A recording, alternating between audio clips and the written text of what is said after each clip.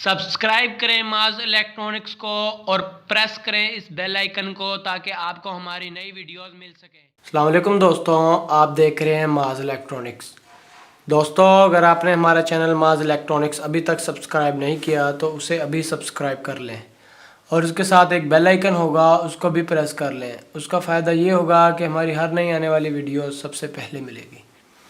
तो दोस्तों, आज मैं आपके सामने लाया हूँ कि DSLR के लिए डोली कार कैसे बनाएं। ये डोली कार हमें इंतहाई बहुत ज़रूरी है हर यूट्यूबर के लिए, क्योंकि इसके बगैर आप पैनारोमा शॉट्स वगैरह नहीं ले सकते, आप इससे डोली ट्रैक जैसे शॉट्स वगैरह नहीं ले सकते। तो आज मैं आपको इसका बनाने का तरीका बताऊंगा कि आप ये डोली कार कैसे बना सकते हैं। वैसे तो बनी बनाई तो काफ़ी मिल जाती है मार्केट में, लेकिन वो बहुत कॉस्टली होती हैं। कम बजट में बनाने का तरीका मैं आज आपको बताता हूँ कि घरेलू चीज़ें या हमारे कम बजट में आप इसको कैसे तैयार कर सकते हैं। तो चलिए दोस्तों, शुरू करते हैं।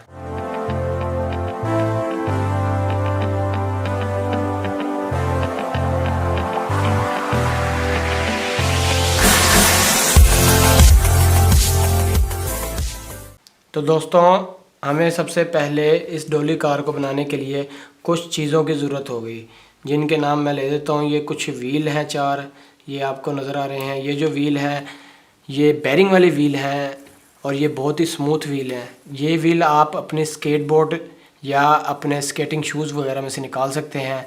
अगर वहाँ से आपको नहीं मिलते तो आप किसी भी हार्डवेयर की दुकान से जाकर आप अपने ये बेरिंग वाली व्हील्स ले सकते हैं। यानी कि जो उन हार्डवेयर की दुकान पे जो बेरिंग वाले जो व्हील्स होते हैं टेबल शेबल वगैरह के नीचे लगते हैं, ताकि आप टेबल वगैरह को आगे पीछे कर सकें। ये देखें, ये बहुत ही अच्छा किस्म का इसके अंदर बेरिंग लगा हुआ है। मतलब कि इस बेरिंग का ये फ़ायदा होगा कि जितना ये स्मूथ होगा आपके शॉट्स उतने ज़्यादा स्मूथ बनेंगे। अगर ये जर्की होगा तो आपके शॉट्स भी जर्की बनेंगे।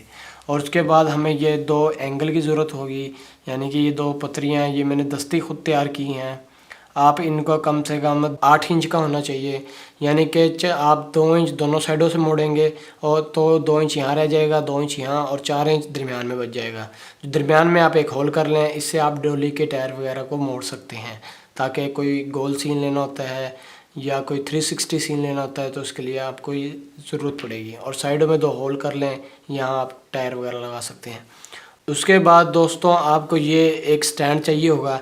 ये एक आम CCTV कैमरे का स्टैंड है, यानी कि ये स्टैंड के नीचे जो होता है एक होल्डर लगा होता है, जहां आप इसे वॉल पे लगाकर कस देते हैं और दूसरी साइड पे ये एक क्लिप लगा होता है, इसके साथ कस के आप अपना CCTV कैमरा लटकाते हैं।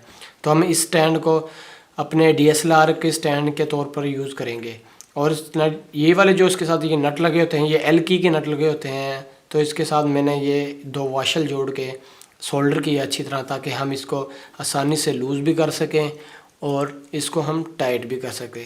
तो ये आपको एक स्टैंड की ज़रूरत होगी। ये आप किसी भी कंप्यूटर शॉप या CCTV कैमरा शॉप से ले सकते हैं। दोस्तों, क्योंकि ये आयरन का बना हुआ है इसलिए ये बहुत मजबूत है। आप प्लास्टिक के बने हुए ना इस्तेमाल करें, क्योंकि मैं आपको यही प्रेफर करूँगा, क्योंकि प्लास्टिक वाला बहुत कमज़ोर होता है, आपके DSLR वगैरह को नुकसान हो सकता है। तो ये काफ़ी मजबूत है, इसलिए मैं आपको इसको ही लेने का मशवरा दूंगा। उसके बाद दोस्तों, हमें ये बेस चाहिए होगी।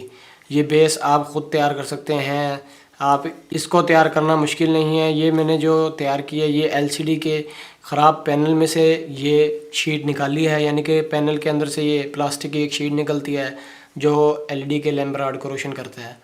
तो ये आप ले लें, इसके दरमियान में एक होल कर लें और एक फ्रंट पे होल कर लें दरमियान में, और एक एंड पॉइंट पे इसके होल कर ले दरमियान में। यहाँ आप इन एंगलों को कसेंगे। दोस्तों, ये आप किसी भी वुड वगैरह की चीज़ या किसी भी शीट का बना सकते हैं। तो मैंने इस शीट का बनाया है क्योंकि ये बहुत मज़बूत है और दिखने में प्यारी है। आप इस पर पेंट शेंट मार के इसको और अच्छा लुक दे सकते हैं। और दोस्तों, इसके बाद हमें ये 2 विंग नट चाहिए होंगे। ये विंग नट का ये फ़ायदा है कि हम इसके ज़रिए अपनी जो एंगल बार हैं इसके इन सुराखों में कसेंगे और हमें कसने और लूज़ करने में हमें आसानी होगी, ना कि तंगी होगी। दूसरे नट कसने में हमें तंगी होती है, इसलिए विंग नट का फ़ायदा ये है कि हम आसानी से इसे खोल भी सकते हैं और टाइट भी कर सकते हैं। और इन विंग नट की ग्रिप भी बहुत बेहतरीन होती है। उसके बाद हमें ये 4 स्क्रू चाहिए होंगे।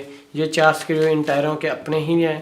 अगर आप किसी स्केट बोर्ड वगैरह के टायर खोलेंगे तो उसके अंदर से ही ये इसके अपने स्क्रू निकल आएंगे और इसके साथ ये 4 नट भी हैं। तो दोस्तों अगर आप कहीं बाहर से भी टायर वगैरह ख़रीदते हैं तो उसके साथ ही वो उसके नट आएंगे जिसमें ये टायर लगा होगा, तो आप वो नट ही यूज़ करें, ना कि अलग नट लें, ताकि आपके पैसों की बचत हो। तो दोस्तों चलिए अब मैं आपको इसकी फ़िटिंग करके इसको मुकम्मल फ़िटिंग करके दिखाता हूँ ये कैसे फ़िट होती है। तो चलिए दोस्तों।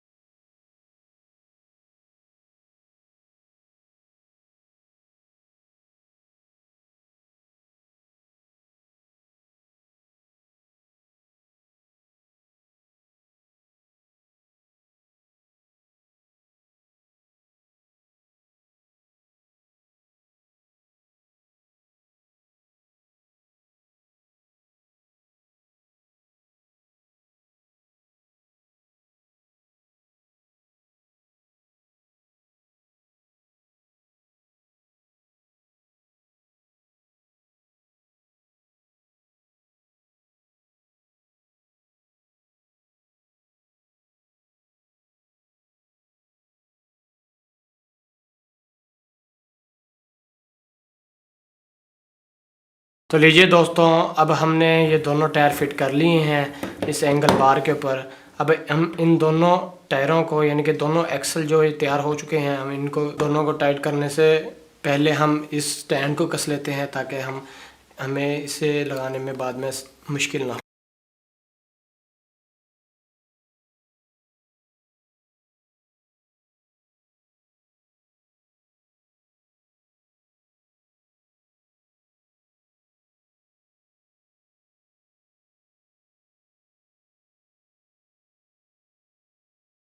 तो लीजिए दोस्तों, अब हमने इसको टाइट कर लिया है। अब हम इन दोनों सुराखों में अपने व्हील्स को टाइट करते हैं।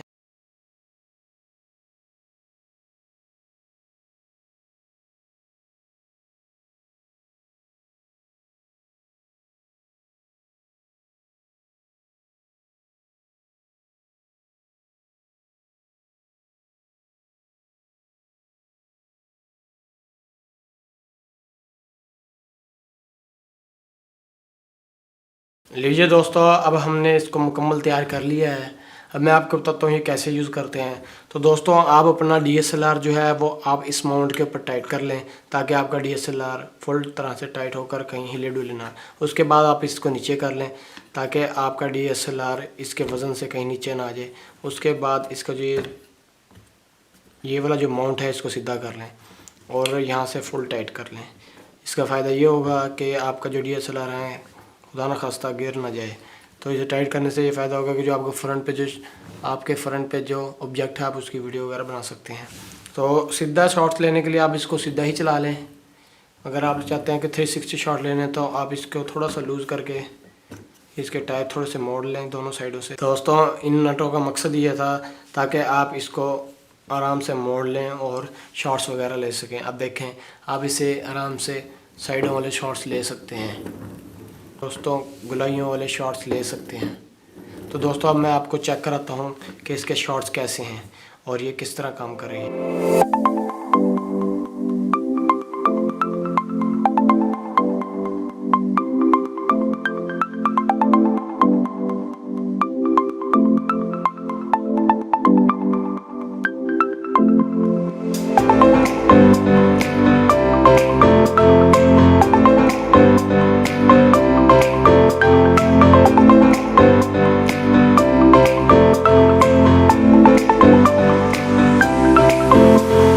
तो दोस्तों उम्मीद करता हूँ कि आज की हमारी वीडियो आपको पसंद आई होगी।